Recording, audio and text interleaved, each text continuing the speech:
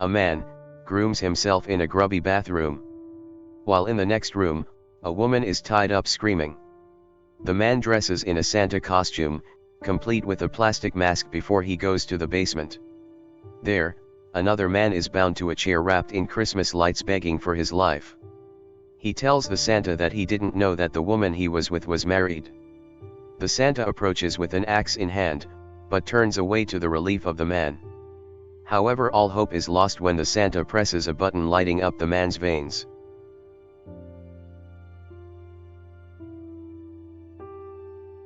On her day off, Aubrey, a deputy, receives a call from the sheriff. He wants her at work since Jordan, another deputy, didn't show up for his shift. Although she tries to explain that she is having a hard time since her husband John died, he is dismissive and insists that she is there since the Christmas parade is later and the town is flooded with Santas. She gets dressed, greets her parents warmly and apologizes for not being able to spend the day with them. Her father too intends to join the parade as Santa. He receives a package from an unknown gifter before she leaves. At the town square, she sees the mayor putting up decorations in preparation for the parade. His daughter Tiffany, dressed in a skimpy Santa outfit. She shows disrespect to her father when he asks her to change to something more appropriate for his guests. She leaves her father embarrassed. Meanwhile, a woman tries to take her pills when her daughter smacks them out of her hands, demanding she take her to the mall and give her money, not caring that she is unwell. The teenage girl answers the door when she sees the Santa. She is rude and impatient with him as he fishes out an item from his bag that he uses to silence her forever. Aubrey stops at the church. While she has a quiet moment to herself, she is interrupted by the priest. He tries to comfort her but makes inappropriate gestures that makes her feel uncomfortable and she leaves. At the police station, Brenda the dispatcher is alone. The sheriff is out, Giles, another deputy, is late and Jordan still can't be reached, though she suspects it has something to do with a woman. Shortly after, Giles comes in with poor excuses. Brenda gets a call that a traveling Santa is upsetting the visiting children. Aubrey decides to go alone, leaving Giles at the station. The traveling Santa tells a kid that any presents he gets will be sold by his parents on eBay. The poor thing walks away sad. Aubrey confronts him but can't stop him when he shows her his journal with the permit to operate. Brenda calls her with a complaint about a smell in an abandoned house. Giles can't go. He is taking a missing persons report from a man about his wife. Elsewhere, Joe visits his grandfather in hospice care. He is catatonic and hasn't spoken a word in years. Suddenly, he grabs Joe's hand and talks about the evils of Christmas and the expected horrors the town will face that night. He reverts to his static state when a nurse walks in. She doesn't believe Joe when he tries to explain what has just happened. When Aubrey gets to the abandoned house, she is met with the smell that goes down to the basement.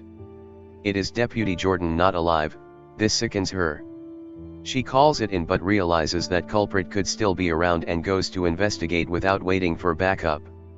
She finds a woman's jigsaw body around the room and for some reason the sheriff sneaks up on her, making his presence known. It is now clear that Jordan was having an affair with a married woman whose husband had just reported missing. The only thing they have is a big bloody footprint. Aubrey wants to call in help but the sheriff clearly has a narcissistic hero complex. In a dingy motel room, Tiffany just having finished filming some adult content. She receives an envelope with payment and happily leaves while another model is filming. She bumps into the bad Santa on her way out and is unsettled by him. He goes straight to the room she's just left. One of the photographers leaves the camera rolling before opening the door. She is immediately attacked with a sharp object. The model notices something is wrong, tries to alert the other photographer and runs to the bathroom before he is attacked. Manages to escape through the bathroom window even though it's on the second floor. He chases after her. When she can't get help, she tries to hide in a Christmas tree farm nearby. Unfortunately, he finds her and she makes like a tree and is heartlessly disposed of in a wood chipper. Back at the station, they are all surprised by the gruesome manner of the scene. They get two calls, one from the motel and another from the teenager's mom. Aubrey and Giles go to the motel while the sheriff goes to see the grieving mother. At the woman's house, the sheriff meets the distraught mother. She admits to wanting her child to go away because of how she behaves sometimes. She never wanted her gone forever. Inside, the sheriff checks the scene. At the motel, they find the same size footprints as the one from the first crime scene. However, only 2 bodies are in the room, even though there are 3 identification cards. The photographer's last call made was to a Mr. Snow. Their biggest break comes from the cameras still running. Tiffany is caroling in town square when the priest comes and asks if he can take some pictures, however he is not interested in their faces. Unbeknownst to them, someone is watching at a distance. Joe comes to get her and they leave for their date. Back at the station, they watch the footage, where they see Tiffany was a part of the group. It also reveals that the Santa knew he was being recorded. But they now have a description for the perp and start rounding up Santas who match that description. They also find similar cases from other towns. At the church, the priest gives a sermon to a congregation of 1, when the bad Santa walks in and sits down. The priest erratically speaks of the evils of Christmas making his way to the woman. When he gets to the Santa, he is attacked and sent directly to hell. Terrified, the woman pleads for her life. But he only gives her some money and walks out. While looking for suspects, Aubrey goes to a bar where she sees a Santa matching her description. His name is Carson and is known to be a resident of the motel. She calls for backup and attempts to interrogate him while she waits. As she questions him, it's evident he is not as jolly about the holidays despite the costume he wears. He then proceeds to tell her a story about a man whose wife left him because she thought he was dull and got a new, more exciting lover. The enraged husband built a machine and attacked his wife and lover at a party, eliminating them both. It is said that he now goes from town to town punishing those he deems naughty and sinful. Frustrated, she uses her phone to dial Mr. Snow's number. Carson's phone rings, revealing he is indeed Mr. Snow, and makes a run for it. She chases him to the alley where he knocks her off her feet. He is about to deliver a fatal blow when backup finally shows up and he runs away. Clearly shaken and disturbed, Aubrey makes a call to her father, who assures her that she is more than capable and is a great deputy. She doesn't want him to go to the parade, but he insists that he will be okay. The sheriff now believes that Carson is the Santa they are looking for, refusing to call the mayor until he is apprehended.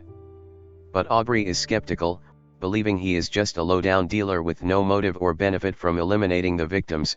However, the sheriff disregards. While reading the case files, Aubrey notices that similar crimes have been committed in the same areas visited by the traveling Santa. Remembering seeing his former trips in his journal, they now switch the search for him, starting with his travel van.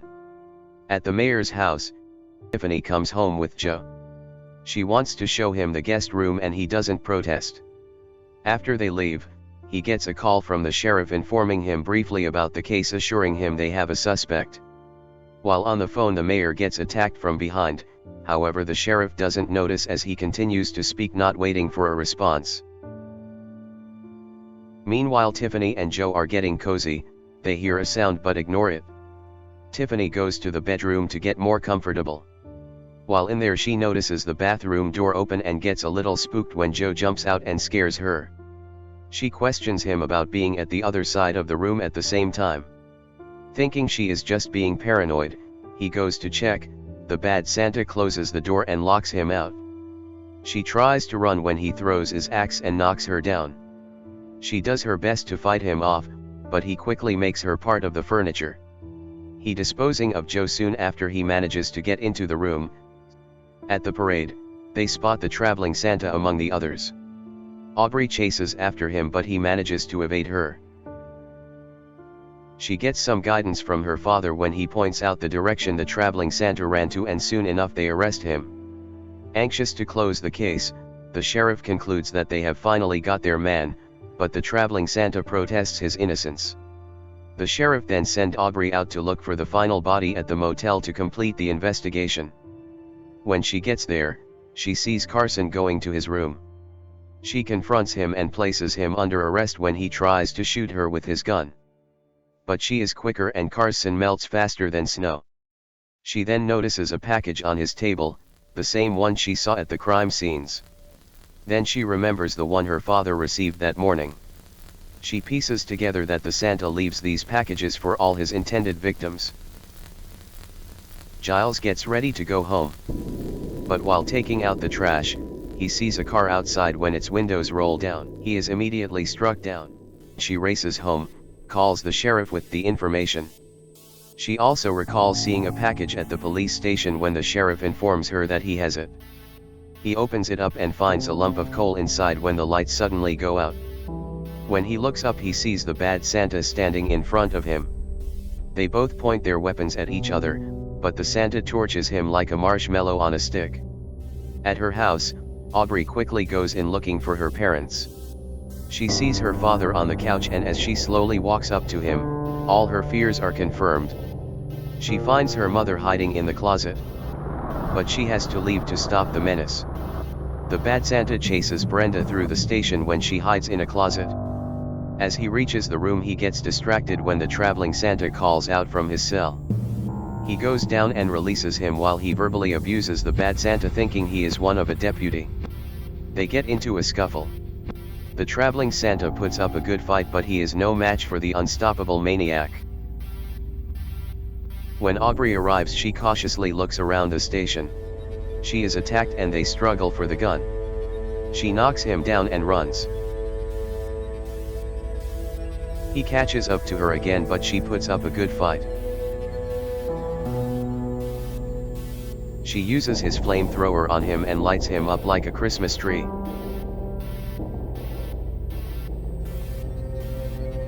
Then she rescues Brenda, and they walk out the station. But inside, we only see the mask burning with no body inside. The next scene shows a disfigured man in a car. He looks at a picture of a man, and his wife and son.